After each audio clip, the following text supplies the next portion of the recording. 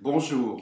Dans le cadre de Tyrannus, enseignement formation, je voudrais vous entretenir ce matin d'une pensée que nous trouvons dans l'épître de Paul aux Corinthiens, la deuxième, au chapitre 4, où il nous dit « Ne perdons pas courage ». Et lors même que notre homme extérieur se détruit, notre homme intérieur se renouvelle de jour en jour, car nos légères afflictions du moment présent produisent pour nous, au-delà de toute mesure, un poids éternel de gloire, parce que nous regardons non point aux choses visibles, mais à celles qui sont invisibles.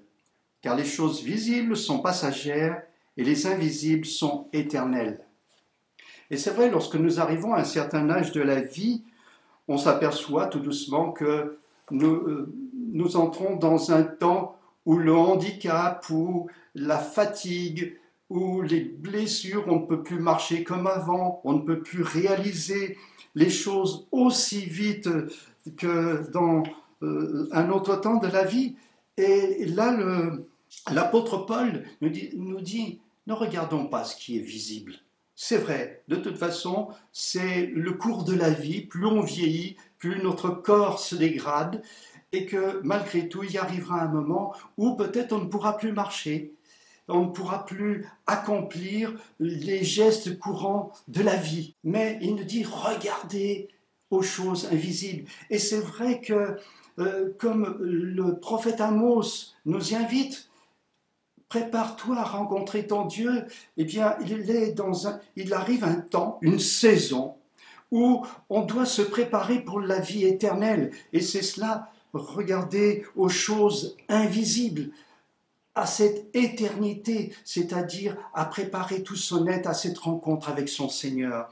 Alors c'est vrai que on regarde à ce qui nous touche dans notre cœur, ce qui nous fait mal, et c'est vrai qu'on peut s'appuyer sur sa parole en disant « Seigneur, tu peux aussi me redonner de la force ». Et Ésaïe, dans le chapitre 40, il le dit, il donne de la force à celui qui est fatigué. Nous ne sommes pas dans la fatalité. Il augmente la vigueur de celui qui tombe en défaillance. C'est vrai que le Seigneur répond aussi à notre foi.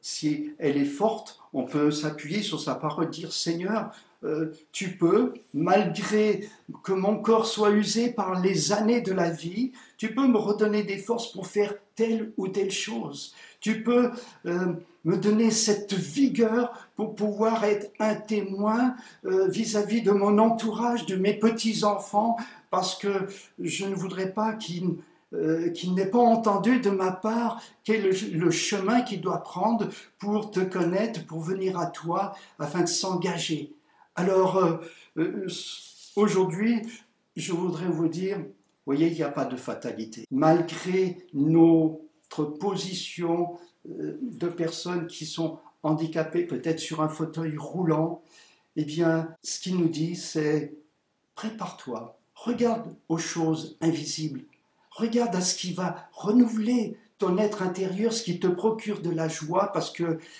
dans un temps proche, tu vas rencontrer ton Seigneur. Dieu, par son esprit, a mis une espérance vivante en nous et à nous de l'entretenir.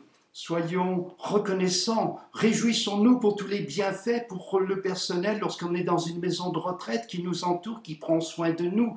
Soyons dans l'action de grâce pour les visites qu'on peut recevoir de ses enfants et petits-enfants.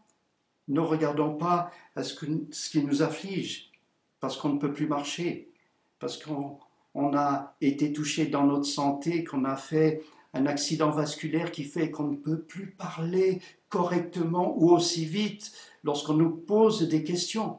Oui, regardons au Seigneur, regardons aux choses invisibles qui nous portent et ainsi que nous puissions laisser ce témoignage à ceux qui nous aiment, qu'on s'attache maintenant de plus en plus à son Seigneur et que les choses de la terre, eh bien, prennent beaucoup moins d'importance qu'elles n'en ont pris jusqu'à ce jour.